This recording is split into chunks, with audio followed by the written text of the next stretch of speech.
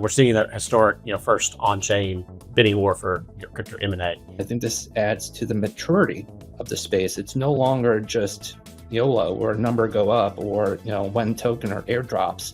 It's how can we analyze these things from a fundamental level and actually apply traditional multiples to them to make sense of what the valuation could be.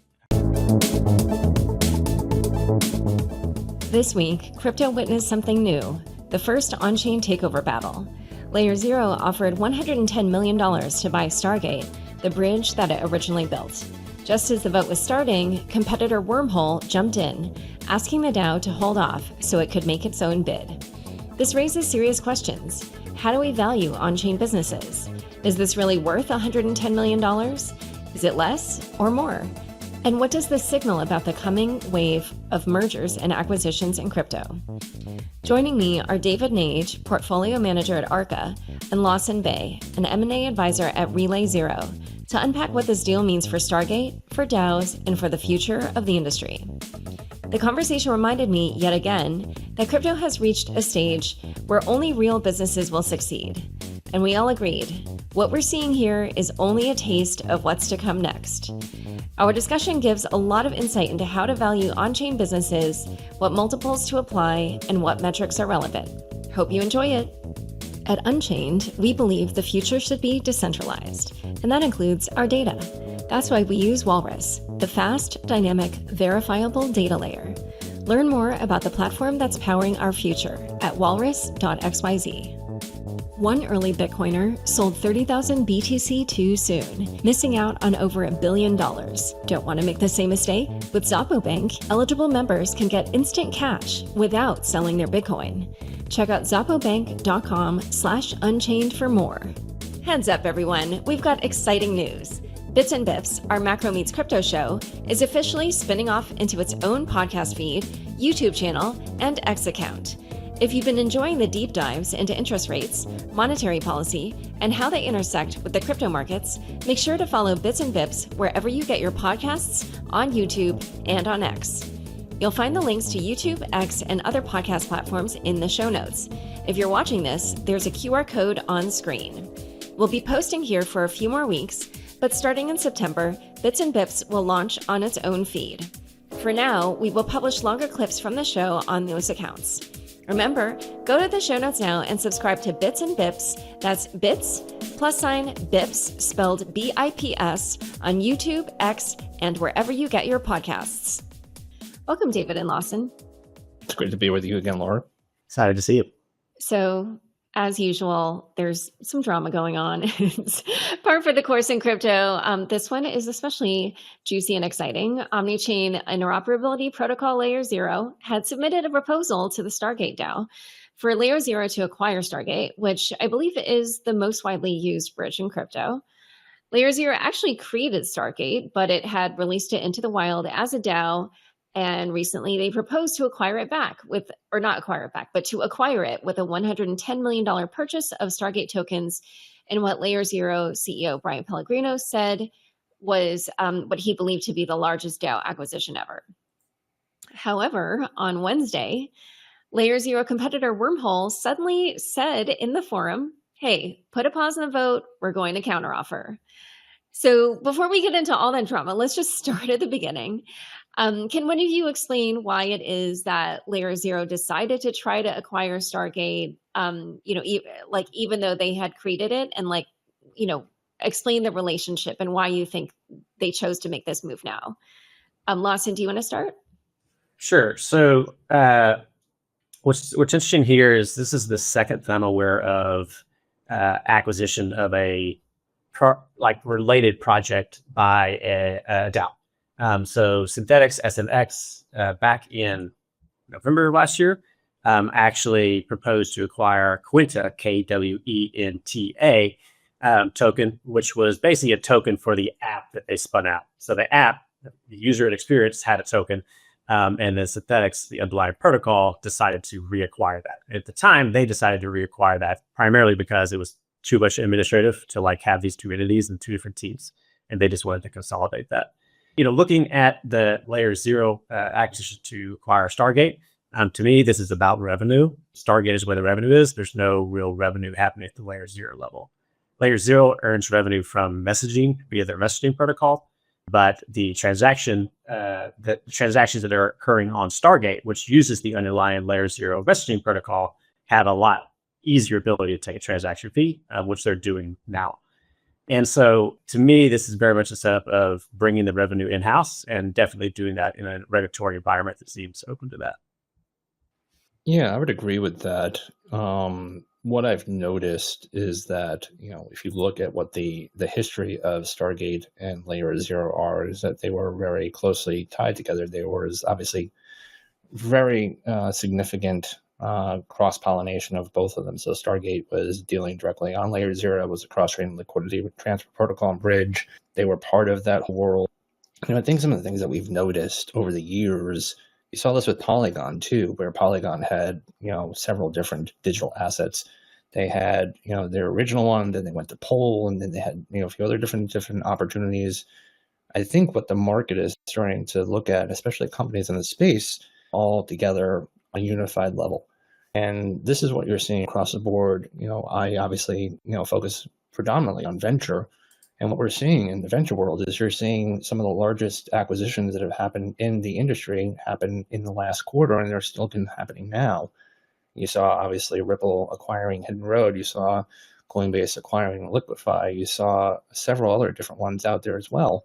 And so there's been about $5.5 to $6 billion in Q2, and I'm sure that's going to be equivalent, if not more, if I was looking at velocity of deals right now. That is something that you're seeing. And this, what's obviously, as Lawson, what's super interesting about this is that it's obviously relating to the token. But at the end of the day, you're seeing companies that have been in existence now for a number of years really look to see how can they unify their product, how can they make it more sticky for their user base, how can they build upon that user base, and at the same time, how can they also bring in that revenue that really, at the end of the day, if you look, obviously, as Lawson said, they were very closely tied to each other at one point, and then they obviously had a little bit of a split. How can we try to bring that revenue back to the mothership? And I think this is very similar to the things that you've seen on the public equity space. If you look and you see, kind of deals that you had out there, like when Slack was acquired, this was something that, again, Salesforce acquired it because they were obviously bringing in a ton of revenue, and they brought in something that to the Salesforce product line. And so this is very similar to what you're seeing. You're seeing this new kind of paradigm in crypto where it's following very similar trajectory that we've seen in public equities, where you're starting to see this acquisition kind of new kind of focus over the course of the last few quarters on how to actually bring much more retentive value to the actual, underlying company. Yeah. And, just to add on the list of other major acquisitions that we've seen in crypto recently, there was Coinbase acquiring Deribit, and Stripe acquiring Bridge and Privy. And, we're just noticing so much more competition generally, even from players outside of crypto that want a piece of the crypto action. Before we get to the wormhole bit, I just wanted to kind of analyze the proposal that LayerZero made to acquire the Stargate token. They talked about like the price that it was trading when they made this proposal and what they were offering, and it was like a little bit above. And they kind of had this ratio between the ZRO token and one STG. And I'll just say what the ratio is. It was 1 STG to 0.086340. So it was like about 17 cents per STG and $1.94 per ZRO. So when you kind of looked at the proposal, like, did you think that was a fair proposal? Like, did it make sense for the DAO? Like, what did you think of how they were, just of like the numbers that they came up with? I think it was a really good start. So looking at the offer they made, and Wormhole noted this when they came back and addressed the bid.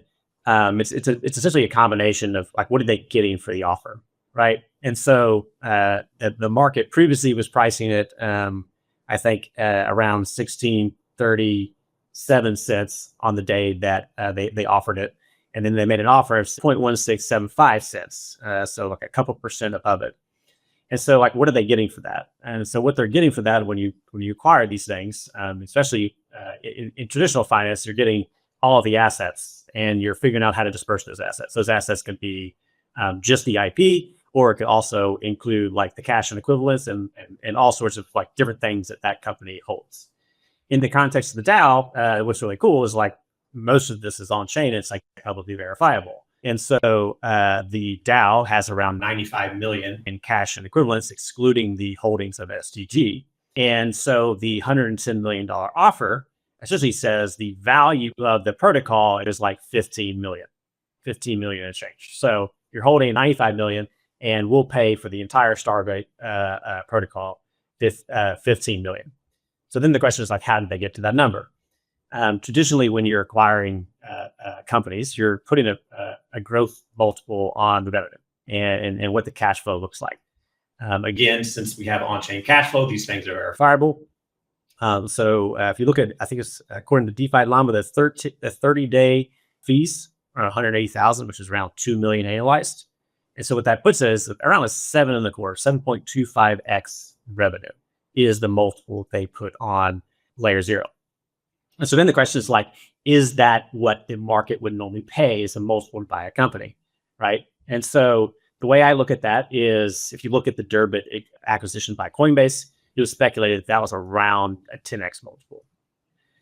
If you look at the Ripple acquisition of something Hill, Hidden Road, I think that was 11 or 12x multiple. Hidden Road. Right? And so like there's a multiple, it's on revenue, right? And so as an advisor, as someone trying to help put these deals together, you need to figure out what is the revenue and what is the multiple? And the multiple is really a function of growth, right? And so is this company have negative growth or positive growth? Is it double-digit positive growth? And if it's double-digit positive growth, you start to see 10, 15x multiples. If it's slowing growth, you could see 5, 6, 7 multiple. In the case of LayerZero, they get a 7.24x multiple on revenue declining. So there's something happening in the business. I haven't dug into what's happening here, but that they're making a lot less money. The protocol is making a lot less money than it used to. So they're saying, hey, it's worth this amount because revenue's kind of crashing. I'll say that, and then I'll say, what does the public market look like today? Today, the public market is trading at like a 30x revenue multiple. And so if you look at like stocks, they're at historic all-time highs, and generally 30x is where you start to see we need to have a fair market. It's generally kind of the top type signal. Yeah, I would say also that's also there's a whole lot of attributed things to AI, ripping it up. AI 100%. But again, so you have a 7.25x multiple. That's a 15 million enterprise valuation, the valuation of the protocol. 10x is the 21 million, 12x, 25, 15, 32, and a 30x would be a $64 million EV enterprise valuation, right? So this is how you would look at these deals from a practical standpoint.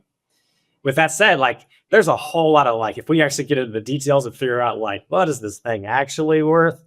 You start to find a lot of nuances, right? Like, does the protocol, does the DAO own the trademarks?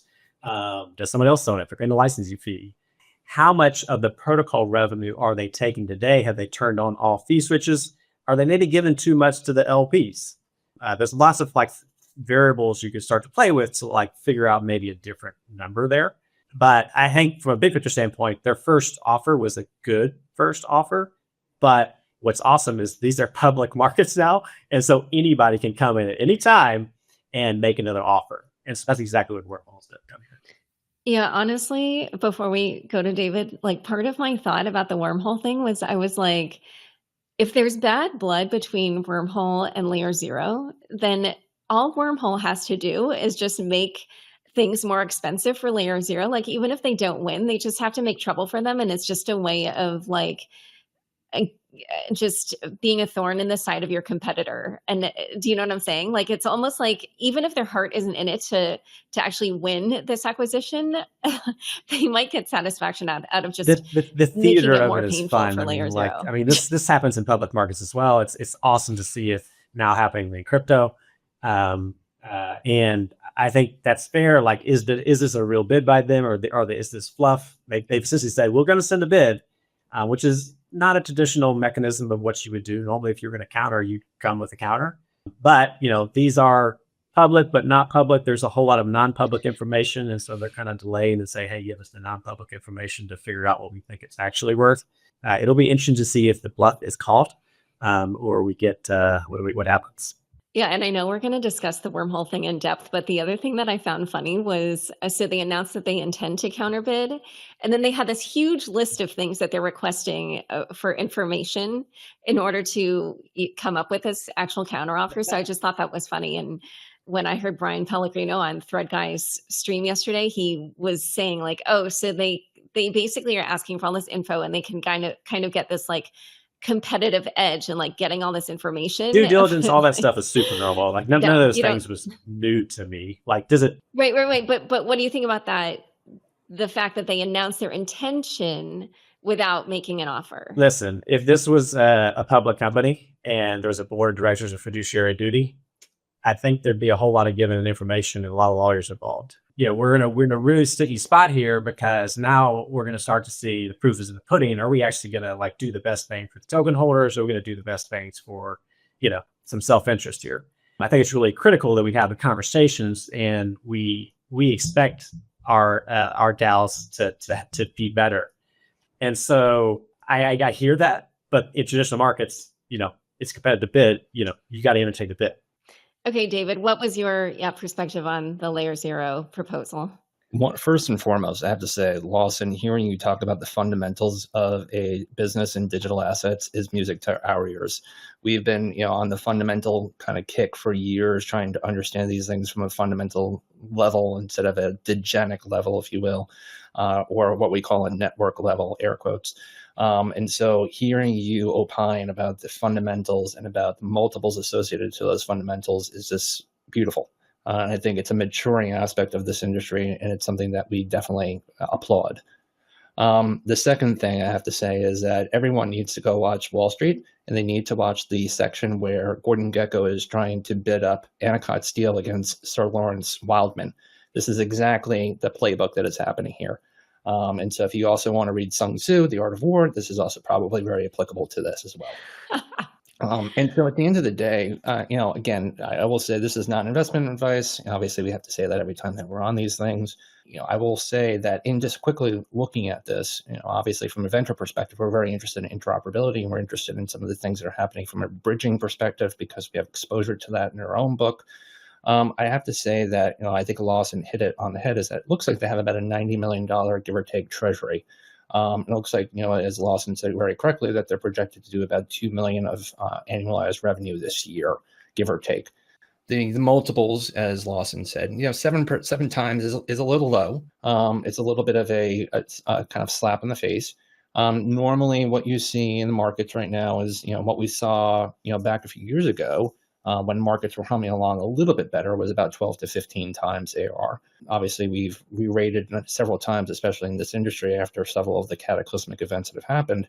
And so about 10 to 12 is usually, kind of where you're seeing things sit.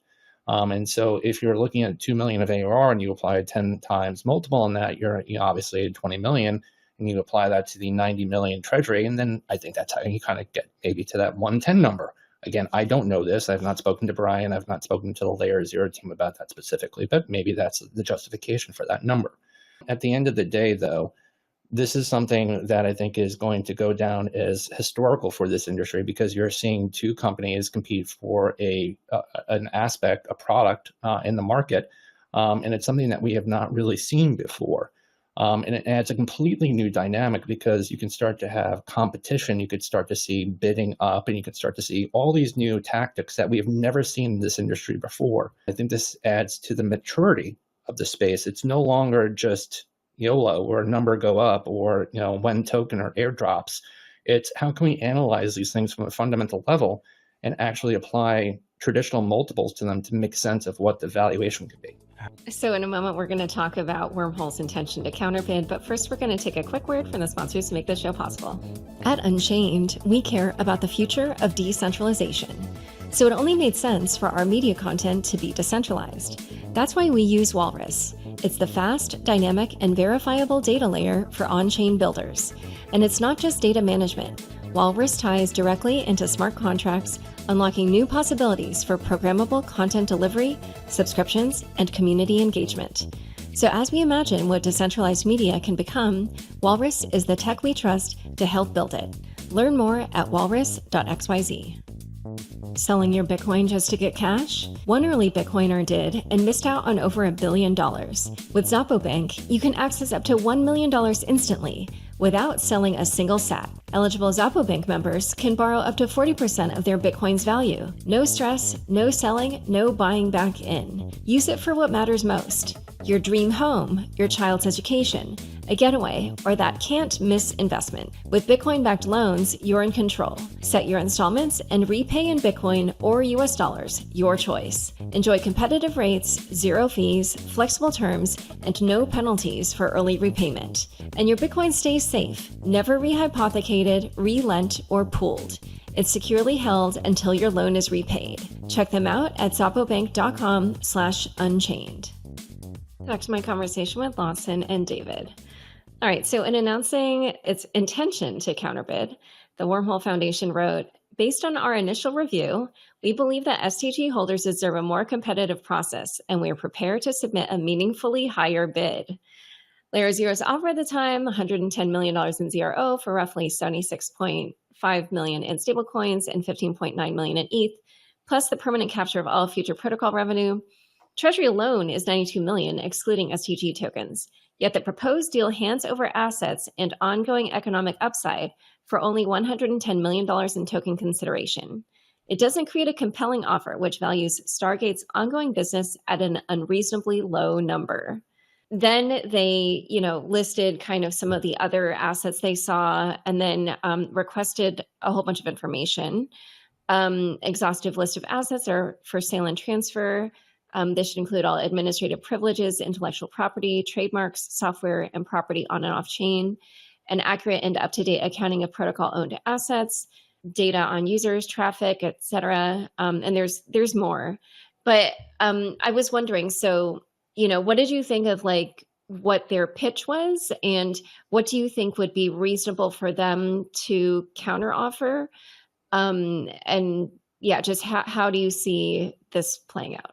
David hit the nail on the head right before the break. We're seeing that historic, first on-chain, bidding war for crypto M&A.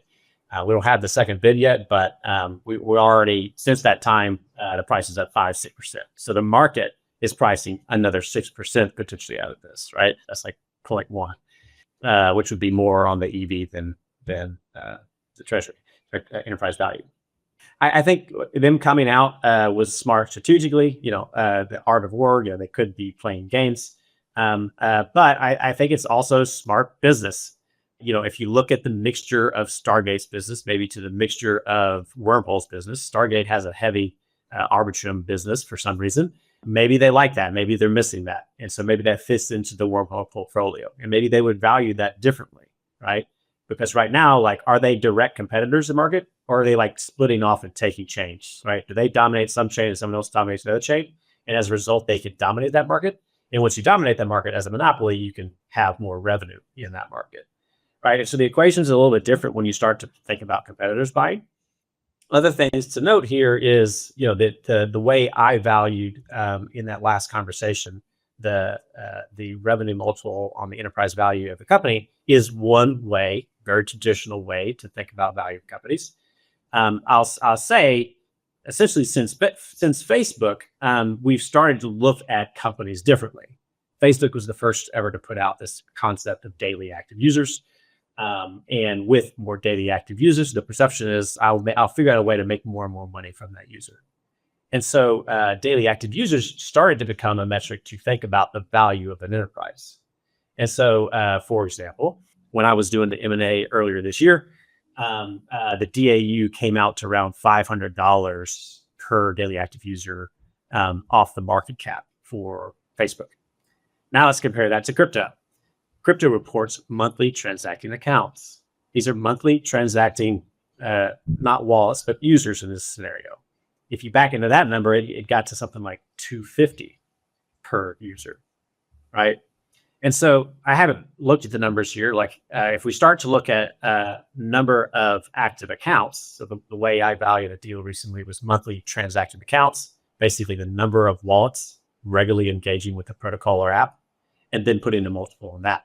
Because at this point now we're looking at the lifetime value of a company. That ends up becoming enterprise value. That ends up becoming like revenue opportunities.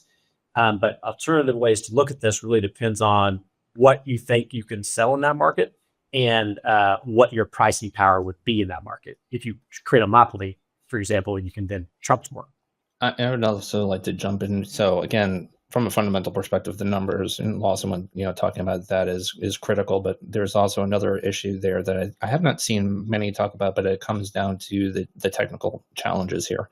When you're looking at a traditional merger and acquisition, obviously ex crypto, you look to see where the business lines are accretive and where they're not.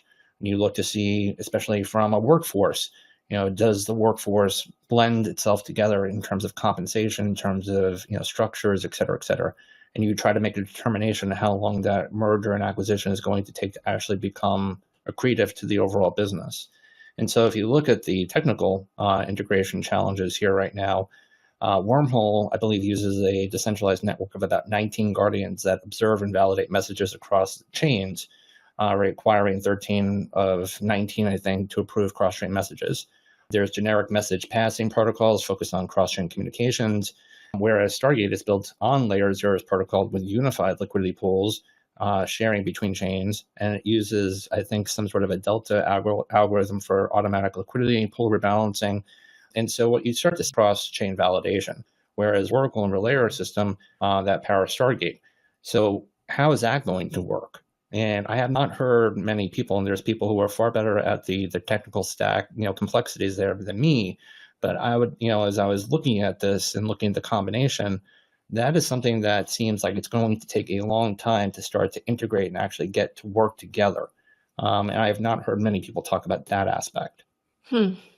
Yeah, well, then this sort of goes back to that theory about just being a thorn in the side of LayerZero.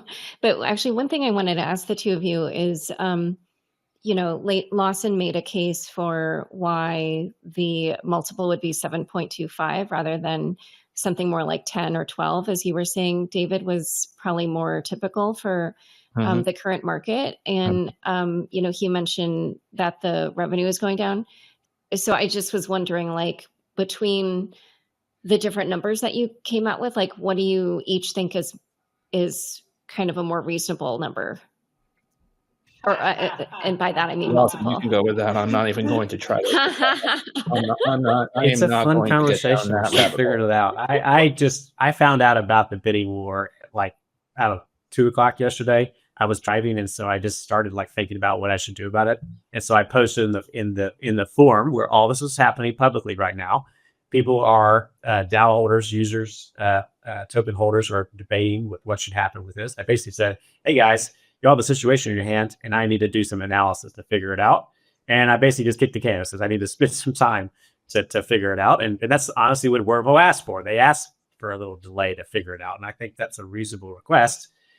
I think that there's two sides of this coin. So, who engaged me is what you would argue, right? And one person would say the revenue is declining, so this is you probably should put a lower multiple on it. But the alternative approach is, when you have a competitive bidding war, it's literally just what people are going to pay for it. And so what the multiple is going to be, what people will be willing to pay for it. It's just like a traditional market, except it's one large buyer. Yeah, that's my thought on that. Yeah, I think the other thing that folks need to take into consideration is that when Stripe acquired Bridge, the market really started to become very interested in what's happening with interoperability and the ability to kind of bridge assets across.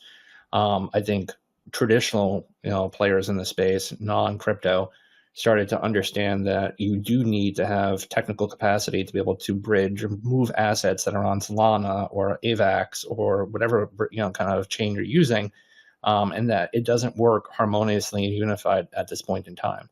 And so I think that that acquisition has probably kind of lit up this whole process now.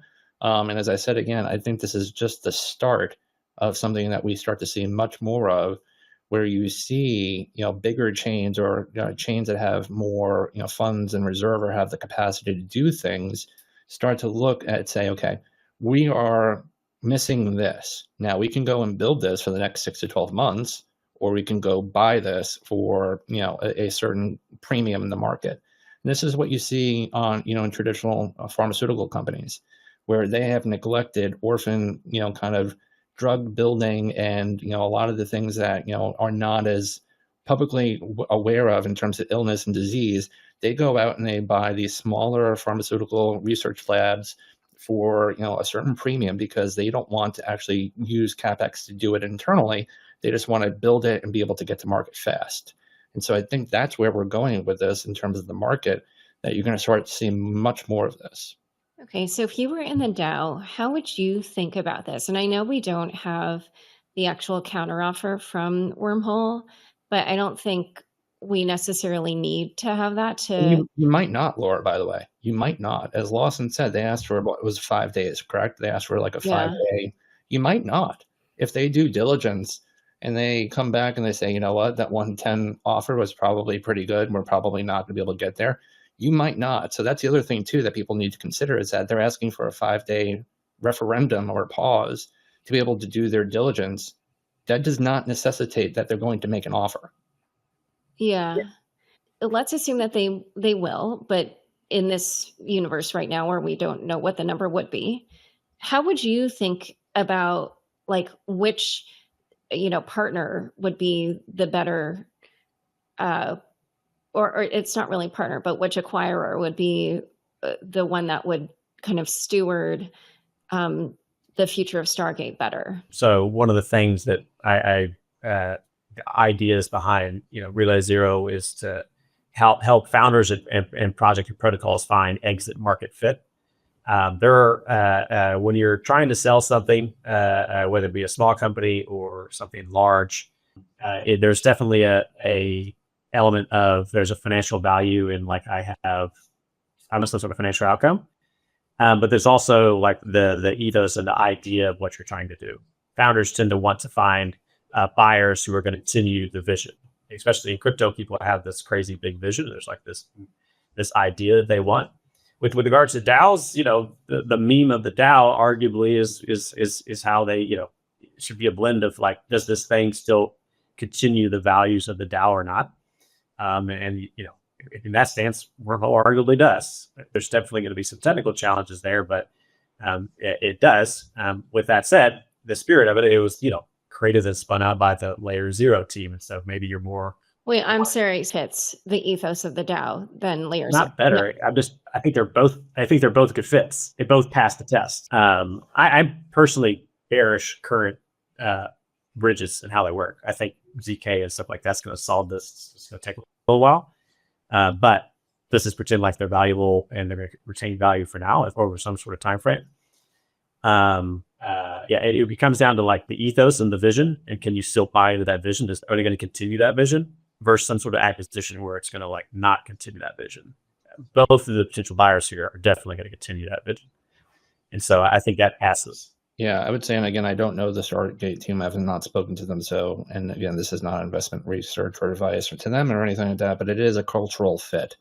Are you going to a place where you're literally just going to be an acqui-hire? And in the next 6 months, you're probably going to be gone. Or you're going to be someplace where you're going to continue on the mission of what you started, and you're actually going to be able to continue to build and be able to work within the culture of the organization that you're part of now.